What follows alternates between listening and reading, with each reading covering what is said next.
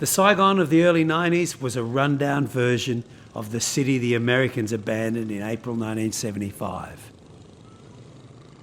But there was one very important difference. After decades of struggle with war and poverty, in the 1990s, a new optimism started to take root.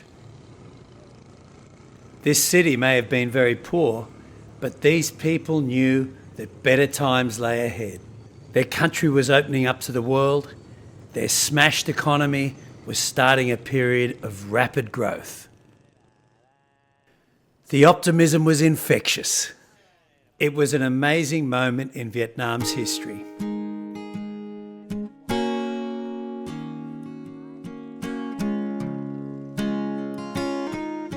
These pictures all come from footage I shot back then. Unfortunately, most of it is lost.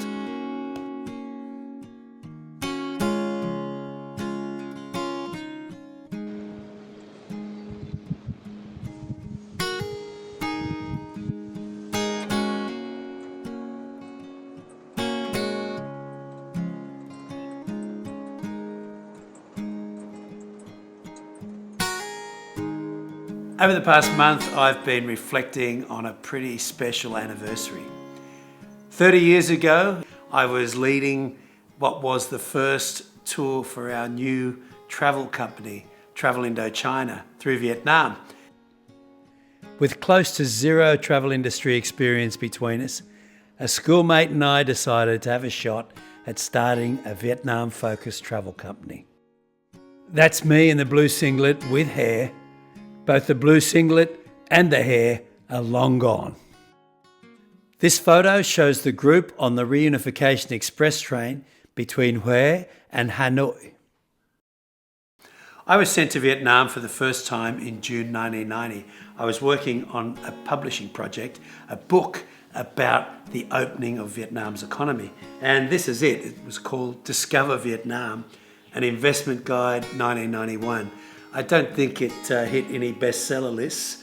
I'm not really sure that it sold many copies at all, but it was probably one of the first books on the opening of the Vietnam economy, and it was a collection of essays, and it was put together by my boss. This was only 15 years after the end of the Vietnam War, and Vietnam had continued to face enormous difficulty. There'd been 2 more wars. One to liberate Cambodia from the genocidal rule of Pol Pot, and another against the Chinese on Vietnam's northern border. Hardline central planning and a crippling US trade embargo brought Vietnam's economy to its knees. But as the Cold War ended, Vietnam's commitment to a new course hardened. And it was pretty apparent from my first visit in 1990 that Vietnam was on a path of dramatic change. According to the World Bank, in 1990, Vietnam's per capita GDP was under $100 a person. Today, it's more than $4,000 a person. That is a radical change.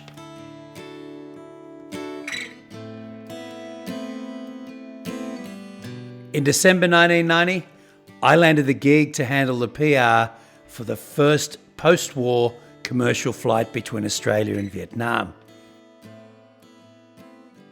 For the Australian Vietnamese aboard this flight, it was an emotionally charged day.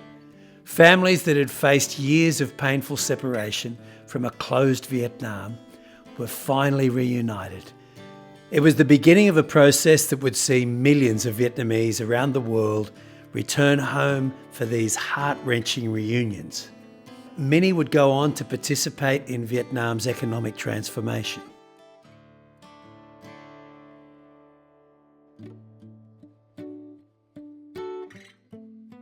The man facing the camera in the shot here, Nguyễn An Tuấn, was an Australian Vietnamese entrepreneur, and he was the man who made these Qantas charter flights happen. He was also my boss for a while. Tuấn also wanted Australian tourists aboard his Qantas charter flights. Now, these were very, very early days. In fact, Vietnam still required travellers to have travel permits to move between cities and provinces. So it wasn't an easy call, but we came up with, I think, a pretty nice campaign. I worked with a little tiny Sydney design shop, and Vietnam After the Rain It Shines was born. I'd taken this shot of the Perfume River on my first visit to Vietnam's former imperial capital, Hue. I reckon it was one of the first campaigns of any scale promoting tourism to Vietnam in the Western world. If you've been to Saigon, you may recognise this because we have a huge version of this poster just outside the Old Compass Cafe. That's Zung, my business partner. She runs Old Compass Travel and the Old Compass Cafe in Saigon. Pop by and say hi, or join us for a walk of history and heritage at oldcompasstravel.com. Now back to that poster, and it was really the beginning of my long career in travel and tourism. I got to spend Christmas 1990 in Ho Chi Minh City, Saigon, and it was unforgettable. In this very poor and mainly Buddhist country, I had an experience of Christmas that was festive, celebratory. It was extraordinary. I soon discovered that the Saigonese love of a celebration extended way beyond Christmas. The streets erupt after any international football victory.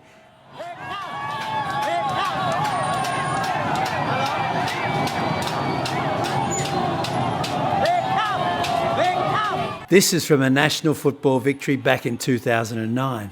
It's normally harmless fun for all the family.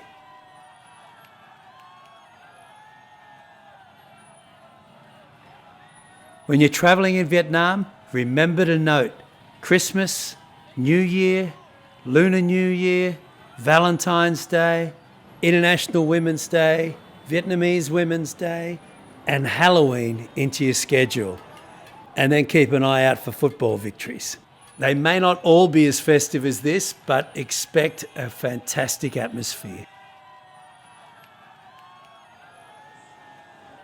Back in Australia in the early 1990s, when we told people of our exciting plan to start a new travel company focused on Vietnam, Laos and Cambodia, we got two reactions.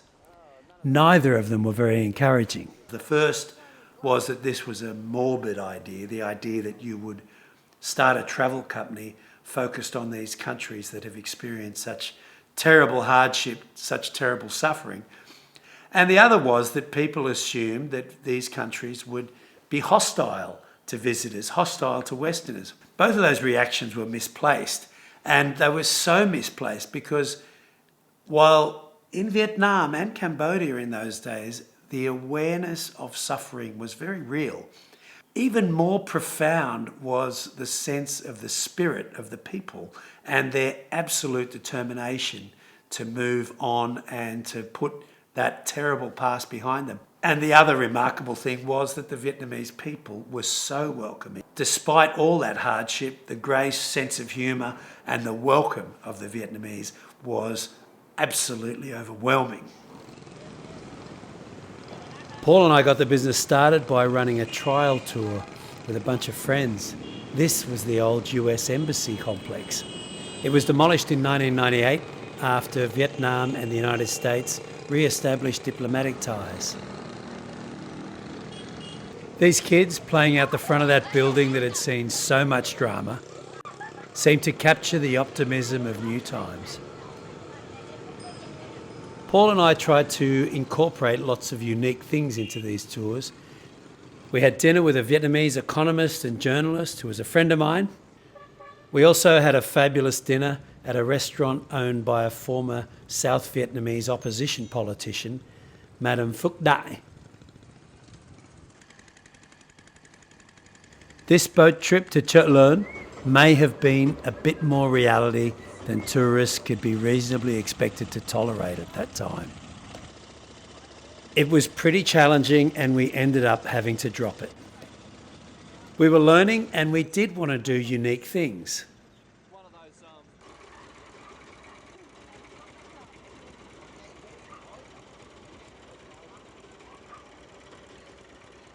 Something else that was quite special that we did on those early tours is that we included a library, and we had maybe 6 or 8 books But they were all Vietnam War focused books because, of course, at that time, and it's not that much different now, if you go to a bookshop and you want to read about Vietnam, there's a pretty good chance that you're going to be reading about the Vietnam War.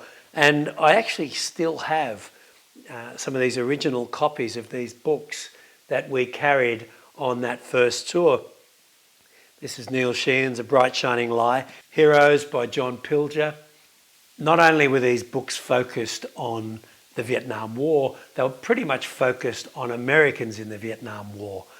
There was very little attention given to big Vietnamese figures in that history, people like Ho Chi Minh, General Vo Nguyen Giap, or Ngo Dinh Diep.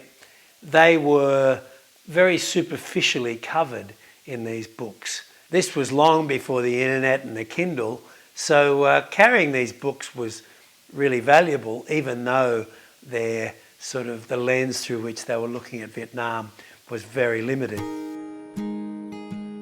30 years later, I'm leading book-based tours through Vietnam with a much broader focus.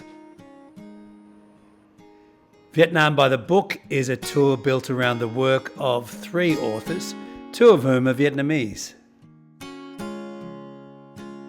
These are really special trips where we read 3 books so that we have some shared knowledge and some shared insights, and then we travel through the most beautiful, most fascinating places in Vietnam. We learn a lot and we eat lots of delicious food and we have a fabulous time together. Head over to allcompasstravel.com and check out Vietnam by the Book.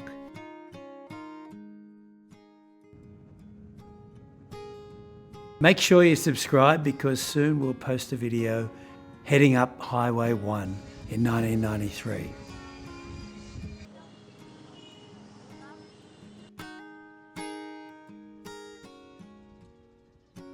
Thanks for joining me for this little nostalgic indulgence. It has been quite a 30 years and I feel very fortunate to have been able to explore Vietnam, culture, history, make friends, work with Vietnamese people. It's been a great privilege and happily it continues. And if you'd like to travel some more with us, you can head over to rustycompass.com. You can also subscribe to this YouTube channel and you can also meet us in person on our tours in Vietnam and in Australia over at oldcompasstravel.com. Thanks again. Talk soon.